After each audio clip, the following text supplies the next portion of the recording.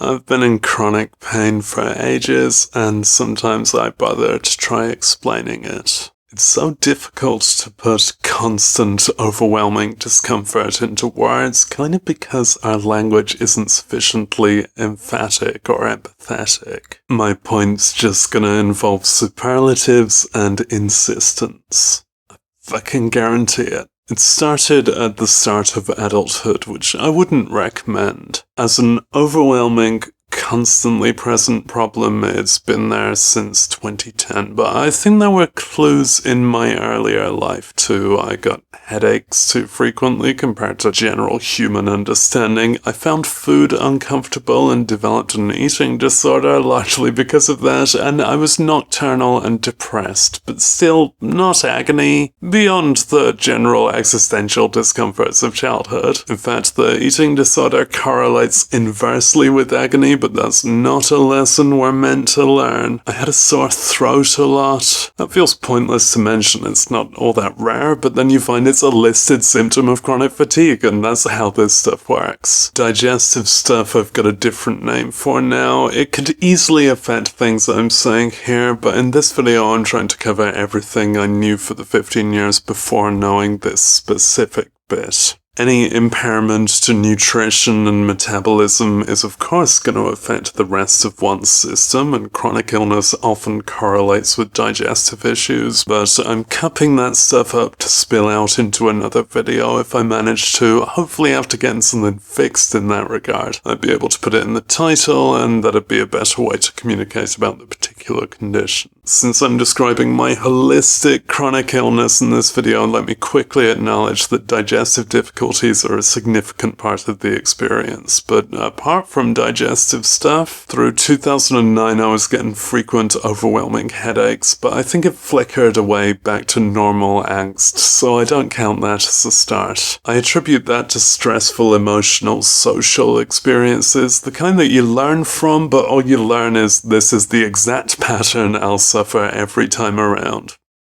I had breakdowns from trying to care for those who wouldn't receive me but maintained me as a need, and that's what I've done since then, maybe via overestimating my importance, but that bit's essential for staying alive. It's not necessarily mistreatment that makes us unwell, but being without stable love sure makes you frenzied. At the time it was diagnosed as Tennyson headaches, like when you've loved and lost. No, sorry, it's attention headaches, which just means headaches. At least one doctor has called it migraine, but I've wavered on whether that word applies and how to pronounce it. I think I get migraine weekends twice or thrice a year without aura, and my general existence headaches are different to that. Maybe everyone gets headaches quite a lot, which I refuse to believe that most people's lives are this uncomfortable because of how low the suicide rates are. To my memory, this 2009 phase kind of eventually slightly blew over, but by mid-2010 it was everyday overwhelming pain and unearned exhaustion. I was probably malnourished. I struggled with standing up and walking and daylight. I found life very stressful and anxious and alienating, and had a job that severely overworked us. I don't really need to attribute who's to blame for how painful my existence is, unless learning that could solve it. And that's how the 14 years since has gone. Overwhelming pain I can't suppress. It's varied in ways, it's had its seasons. I defined my suffering as headache-centric for a couple of years, but I now find it's a more general body pain, and headaches can just be a lovely bonus that's there if I want to notice it, or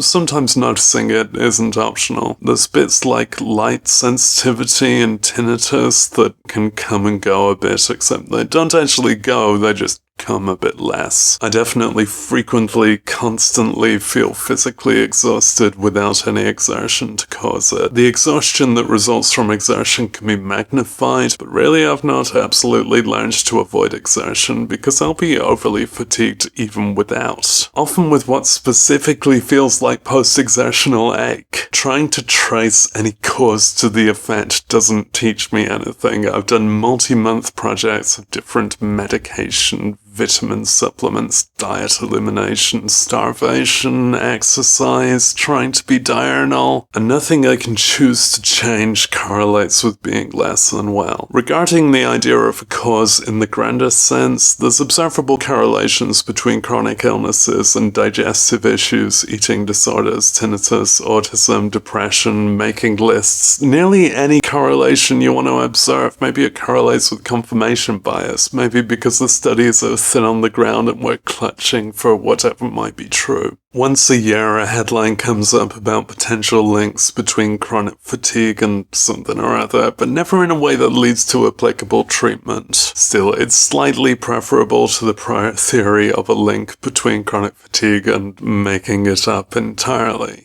I've ended up not thinking specifically locationally about my pain, but if I stop to notice body parts, legs are probably worse, thighs and metatarsals, then it doesn't take long to notice that all the rest of me feels pretty awful too. There's at least some headache, and I think I notice metatarsals because there's just a lot of joints there, and all my damn joints ache. No, this isn't metatarsals. You've not paid enough. And thighs are all muscles, and all my damn muscles ache. I'd say that body pain for me is constantly present and true and probably overwhelming. And when I'm perceivable by others, I'm kind of downplaying my struggle. I really don't want to deceive people, but in this case, downplaying the struggle can kind of help, and I can crumple when they look away. It's reached my subconscious now that my posture is more aware of being perceived than my brain is, and I'll slump at the immediate moment of privacy and then notice that I've done that. It's worth noticing how subconscious this stuff now is, and getting past that and realizing how I actually feel beneath what I've programmed myself into, and yeah, still agony. I'm so used to pain that I don't actually notice the specifics that much, but being used to it doesn't make it hurt less. I've mentioned musculoskeletal stuff, there's the digestive stuff, which kind of crosses over into respiratory stuff, there's headaches, and the way that all of these things contribute to mental discomfort. Right now, recording this, I feel, so metatarsals, thighs, that's kind of a given. Wrists a bit, metacarpals a bit, they're decaying over time. Noise floor, headache level. Same old throat discomfort and constipation, but that's the other video, and it's largely my posture at the moment, so maybe recording a video isn't a great idea because I slump. Maybe I should set the camera higher. That's my live unscripted assessment of how I am at 11:30 p.m. Doing relatively well by my standards, I'm up to recording a video. But in a lot of pain. There's no benefit to whittling down each contributing part for me. I am thoroughly in pain. I find that a useful summary is to say I've got an unearned hangover. I'm exhausted, on a slow startup after waking, very achy, light sensitive, big headache. I think it's everything people associate with hangovers except for the more directly poisony bits. But I've got a broken digestive system, so I've got the poison part too. So all the drawbacks of a significant alcohol problem, none of the perks. It's about 13 hours after recording that, and I just wanted to record that I've been in constant pain since, and it's really overwhelming, but nothing new. This is just normal. It's just a lot of strain. You'd think you'd get used to it and it might hurt less, but it's just emphatically, extremely, urgently true that I'm not well enough for generally assumed human function. Basically, any moment in a normal day, I could observe that I'm really extremely suffering to the extent that, that's what accident and emergency is there for, but it's just constant emergency which cancels it out. I'm just kind of used to it, but that doesn't make it feel any less overwhelming. It's still fresh, sharp pain. I'm just always experiencing the consideration that I'm at an extreme of unwellness and I need to be excused, I need rest, I need treatment, I need to stop being alive. But that maximal strain is there as a default. I guess I need adjustments a bit. I dress for comfort. I kind of can't sit up, can't stand still for long. I can walk okay, not always. I can't manage human social life or much travel. I used to enjoy swimming and cycling, but they're not worth the exertion now. It took a lot of convincing the NHS. Their answer for quite a while was standard over-the-counter painkillers, which I do put some faith in sometimes, but I don't really know observable ways they help. To even call it a placebo seems like an overestimate, just a slight habit, not a problematic extent. My pain is a problematic extent. I've slightly tried stronger painkillers. I've maybe not tried them enough. Testing any medication, I don't know how my control self feels in the other universe, but I definitely don't feel resolved, and I don't notice consistent positive results from any input. I was pursuing diagnosis and investigation for years, put in a lot of 6-month waiting lists back when that felt like a long time to wait, and each appointment felt like a shrug before the next 6-month wait for the next shrug. Any tests came back saying there's literally nothing wrong with me, like maybe low blood pressure, low iron, and some vitamins, but none of them to a critical extent where confronting that would have any noticeable benefit for me. Trying to be taken seriously for years, I need to emphasize the time this took. Time spent staying alive and decaying with a life defined by constant overwhelming pain. I've been offered a small few medications, not enough as far as I can tell. Not enough that actually treat pain, but maybe my spirit has been too accepting and conceding. I've not noticed anything I take really helping me much, except in the regard of sleep. I don't manage sleep very well at all, and apart from when there's been somebody to sleep with, I just end up quite nocturnal, because whatever else I adjust, post-midnight is the least disabled time of the day, when I'm almost capable of stuff you do while awake, so I can't use that time on sleep. So out of the different things like propranolol and mirtazapine, trying them for a few months of real life, ongoing life with a day job, I found my well-being, or lack thereof, my hell-being, was so fraught, needing months of real time trying to get used to a chemical that just doesn't help. I've always ended up adjusting back to the first proper thing offered, which is amitriptyline 25 mg or 50 mg. Not a particularly high dose. It's an antidepressant, not prescribed for depression in my case. I don't know if it makes me less depressed directly, but with it I can maybe eventually manage to sleep and maybe stay asleep. Existence is still constantly fraught, but maybe this is the least fraught of all things I've tried. But only maybe, and only slightly. Even with that, I have quite broken sleep, nasty dreams from which I wake up in overwhelming pain, and maybe sweat, and in discrete spells of sleep I probably average 3 spells per day. The eventual night sleep, probably past 4 AM, which is likely to have at least one unwelcome waking spell in it. I don't do the thing where you wake up and stay in bed, because it is too painful to stay still like that. Habitually, I tend to relocate to the sofa or something. The other main sleep spell is an inevitable evening crash. If I don't sleep in the evening, then I feel frantically unwell but immobile until I kinda eventually manage to sleep or get past the 3 hours of that status and maybe be okay. I have different shifts at work and I wake up for it and I'm not sufficiently awake, just about manage. I chose to live close enough that it's a quick walk because I definitely couldn't manage any more than that, or driving. I might come nap on the lunch break, then by the end I definitely need to sleep due to ever-increasing discomfort, overwhelmingly exhausted, and typically I get home, strive to get comfortable enough to sleep, and probably get about an hour of sleep. It's quite uniform. For it to be more than an hour is a rare exception, maybe when I didn't sleep at all in the night or something, which ain't rare. If it's less than an hour but I still did manage to kind of lose consciousness, if only for a moment, that might suffice. Not every time, the second evening nap isn't all that rare, but if I transfer it from increasing pain to the horrible pain of waking up, at least that one is technically decreasing as it goes, until it increases. Here's a big bit of my chronic illness I completely forgot to mention when I recorded this 3 months ago, a bit that's overwhelming every day that's emerged as a definitive property: temperature regulation. I struggle a lot with cold body bits every day, even on heatwave days. I warm these with a fan heater, hot water bottles, heated undersheet, anything, but it's very frequently a present disturbance, and the extremes I need to treat it could be considered dangerous or at least expensive. I can overheat too, but it's mostly coldness in feet, thighs, buttocks, lower back, abdomen. It's basically most fleshy bits plus feet. I've spoken to doctors about it and they say it's not Raynaud's, so they just don't have anything for me. Agony.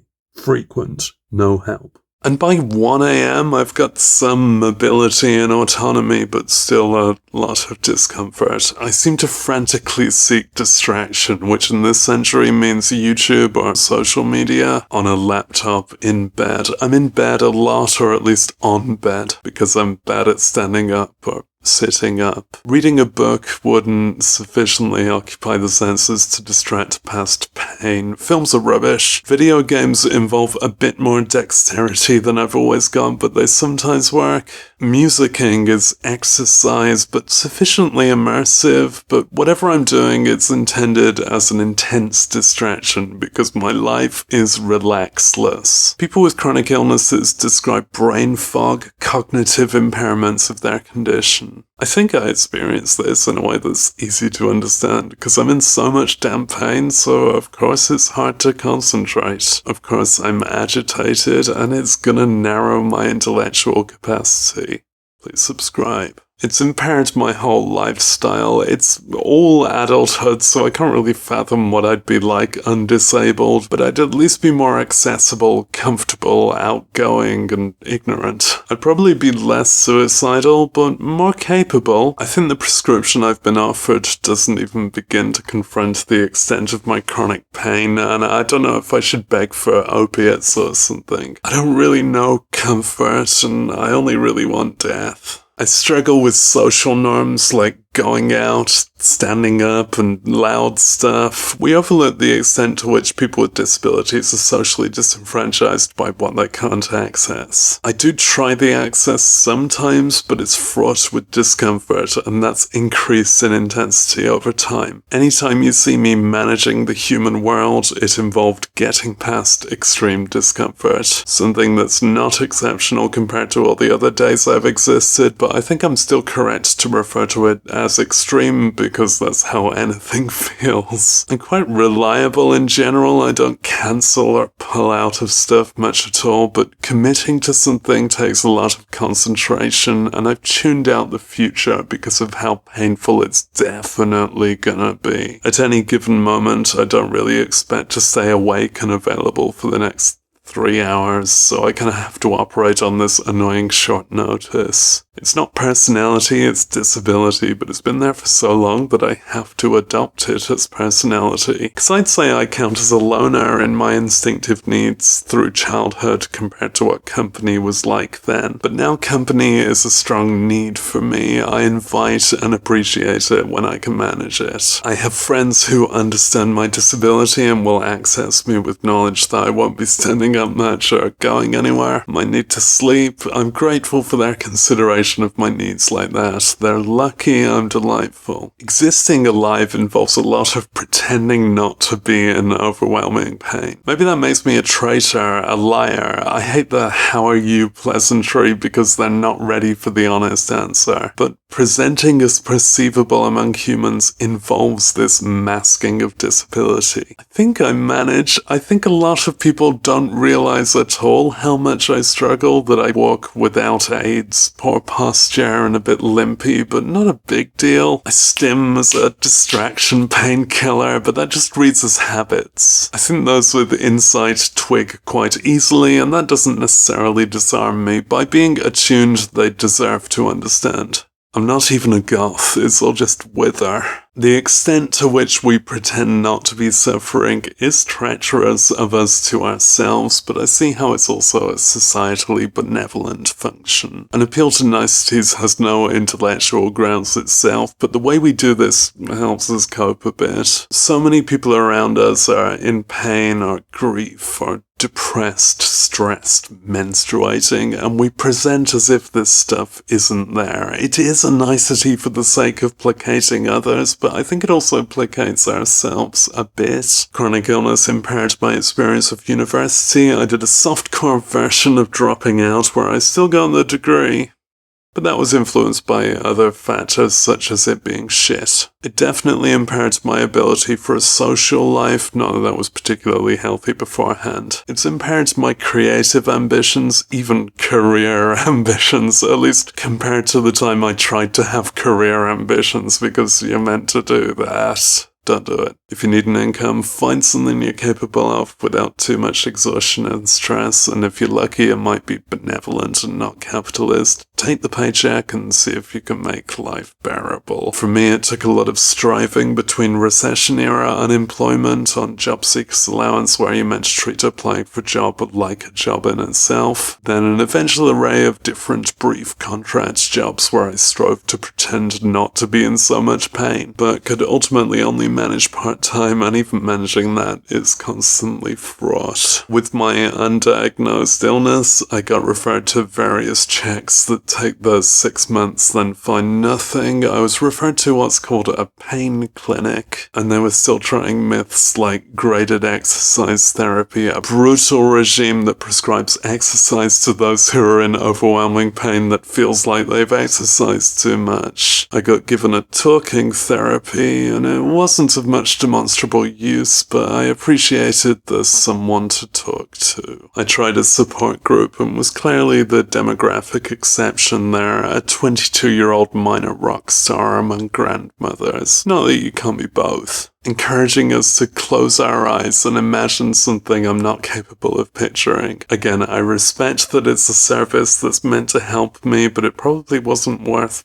walking there or getting up. I still remain open to these kinds of things, but I know how I function or malfunction, and keeping that kind of commitment brought more exertion than reward. Of course, constant overwhelming pain is quite upsetting. I struggle with depression. I always did before recognizing chronic pain as a chronic part of my life, but that still involved the discomforts of physical existence. I'm long-term suicidal, and it kind of checks out. I think it's easy to understand why I feel like that, because of what being alive is like. Of all the variables, of all this existence, amongst everything that ought to help me, I find I manage best with access to two holistic distractions: music and intimate company. That's friends who don't need the constructs of adult social life, who can communicate directly and closely. I can access music, I do my best to be able to access company, but I know I'm off-putting. Partly because of this condition bringing me the persona of someone on whom loneliness is becoming. It's not my fault how much that suits me. It was 5 years or so in that I managed to get a diagnosis. It fits in a sentence now: unremarkable, life has longer waits, but stop and consider what 5 years feels like. Pause this video for 5 years. Welcome back. See? Until then, all my write-ups were just clumsy summaries of the discomfort I've described and mentions of tests that come back normal. I'm not fully aware of all my tests and levels and whatever, and there could be something glaring to confront, like there is digestively, but before knowing that, I just get told there's nothing identifiable wrong.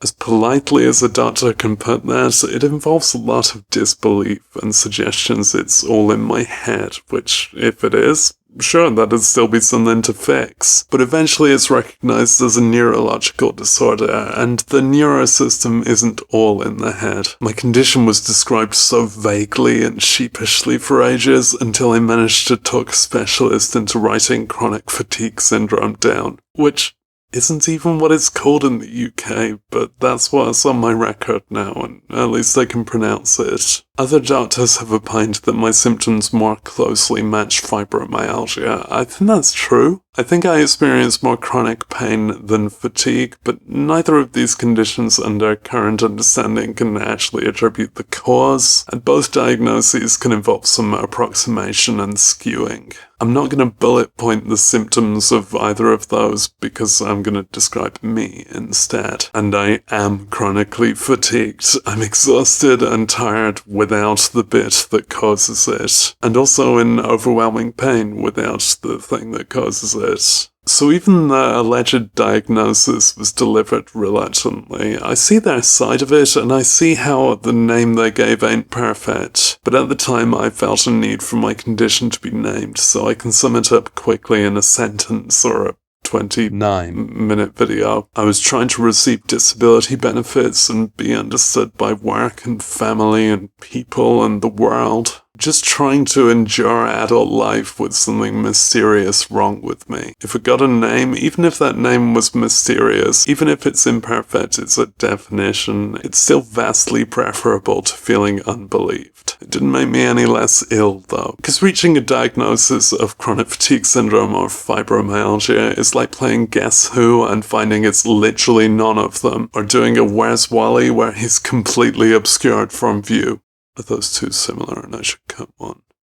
Yes. Something's literally wrong with me, and not just in the way my hairs be dissing. If we think of an organism as a machine with finite parts, technically, basically true, at least one part is malfunctioning or misplaced or broken or inactive. But this machine's got a massive bioculture of microorganisms at war, sloppy organ bits, more cells than you can shake a stick at, and I've tried. So many details basically beyond comprehension. I think the method of diagnostic investigation is often too tunnel-visioned, insufficiently curious, but that's where the current understanding is. That a lot of people are suffering in ways we just don't stand a chance of understanding or sufficiently treating. I've looked into those bloody courses and whatever that claim to solve such conditions once you give them £1,000 and go spend a weekend on their compound doing leg exercises and slow breathing. I wish I were more gullible because then one of them might work on me. I've not gone through with any of those. I'd like to say that if they worked, the NHS would absorb them instead of telling me my treatment will be something called coping. I hate coping. I do it all the time and it's really uncomfortable. Honestly, there's enough positive testimonies for these new age things. I can't come up with an argument against someone who says it worked for them. I've seen the testimonies of those it doesn't work for, and they seem a lot more relatable.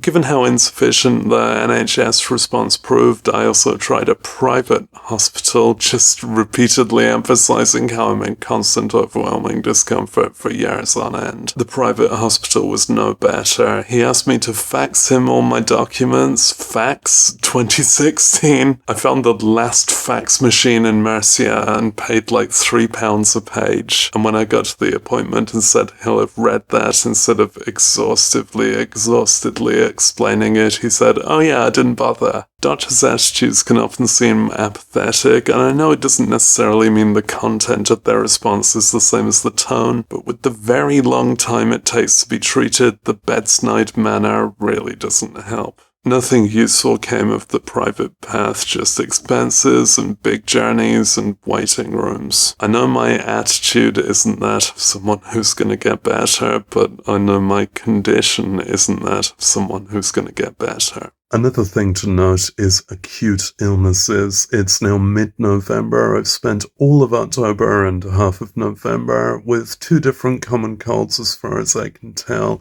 Maybe a chest infection, but I can't really tell. I don't really discern because I am always urgently unwell. It quite often has differing, slightly surprising properties. And yeah, if I know I've got a virus, I'll take measures against spreading it.